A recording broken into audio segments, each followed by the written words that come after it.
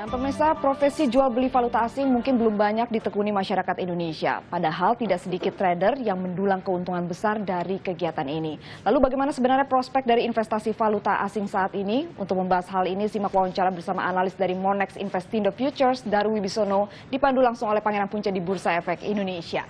Silakan Punce.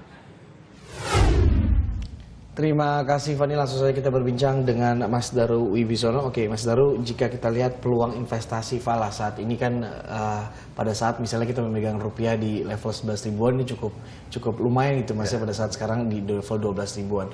Kalau Mas Daru melihat sendiri untuk investasi di Fala saat ini apakah cukup menjanjikan atau tidak Mas? Dari dulu sampai sekarang sih kalau investasi di produk-produk Falas itu masih menjanjikan dan menarik ya, juga menggiurkan ya, karena kebetulan saat ini semua produk Falas mengalami gejolak ya karena akibat dari apresiasi nilai tukar dolar. Untuk nilai ataupun mata uangnya sendiri berarti yang paling prospektif ini yang mana Mas? Dari sekian banyak produk-produk Falas yang ada yang tersedia ya di Indonesia ya, biasanya itu yang paling banyak digemari adalah yang major currency ya, yang against terhadap dolar ya, yaitu major currency itu euro, sterling, kemudian currency yen, Aussie dan Swiss ya. Termasuk rupiah juga. Oke. Kalau kita lihat dari pergerakan dolar sendiri kan ini sudah cukup dalam gitu penguatannya dibandingkan ke rupiah gitu.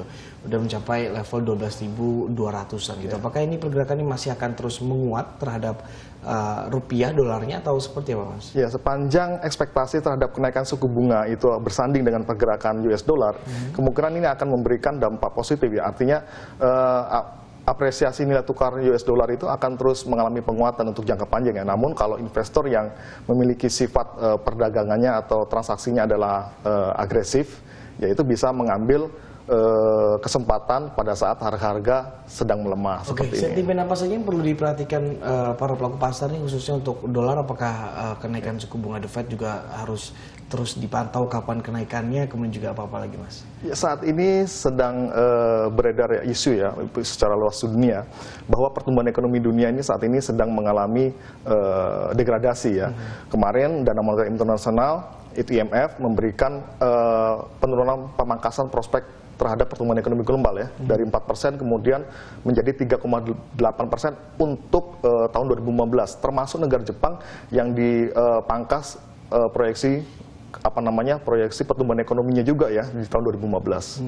Nah itu patut dicermati oleh para investor sehubungan dengan mereka untuk bertransaksi dalam bentuk US dollar. Berarti potensi dengan adanya pelemahan ekonomi dunia ini untuk rupiahnya sendiri apakah akan membaik terhadap dolar Amerika Serikat atau seperti apa Mas? Kalau jangka panjangnya kemungkinan bisa terikut oleh degradasi dari penguatan US dollar ya. Cuman untuk jangka pendeknya kemungkinan kan harga-harga itu rupiah kadang-kadang memberikan penguatan. Nah, pada saat di level-level rendah tersebut para investor bisa mengambil kesempatan itu untuk melakukan beli seperti itu. Di level berapa untuk saat ini Mas yang sebaiknya investor membeli dolar? Untuk jangka pendek kemungkinan secara teknikal ya itu bisa ke level 12.160, kemudian 12.100 atau mungkin ke level psikologisnya itu 12.000. 12.000 ya. Oke, nanti potensinya sampai bisa berapa Mas untuk dolarnya sendiri? Untuk US dolarnya sendiri kalau Mas Daru memproyeksikannya?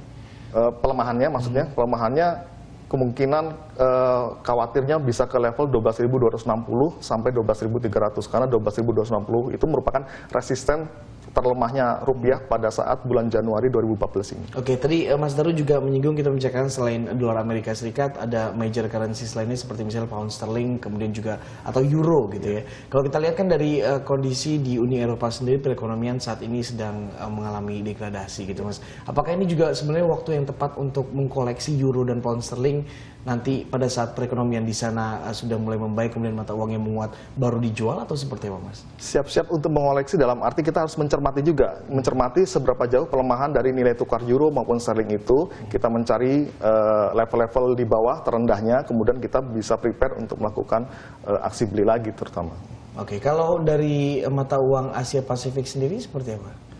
Asia Pasifik ini kemungkinan Aussie yang masih dolar Australia ya maksudnya itu yang masih mengalami kemunduran ya karena pemerintahan setempat, pemerintahan Australia sendiri dalam hal ini otoritas moneter itu masih merasa tidak nyaman dengan level-level saat ini ya, dolar Aussie ya. Makanya prospek dari dolar Australia ini masih cenderung untuk mengalami pelemahan. Pelemahan ya. Oke, kemudian bagaimana dengan dolar Singapura, kemudian juga ringgit Malaysia, apakah juga bisa untuk dikoleksi para investor pada saat ini? Iya, sama dengan rupiah, sama-sama terdenominasi dalam bentuk dolar ya, karena karena US dollar saat ini juga mengalami apresiasi yang cukup tajam, ya pasti terseret juga seperti Singapura dan Malaysian ringgit. Oke, jadi jangan koleksi dulu dua mata uang di itu ya, di mencermati dulu ya, kita kan dulu. dulu.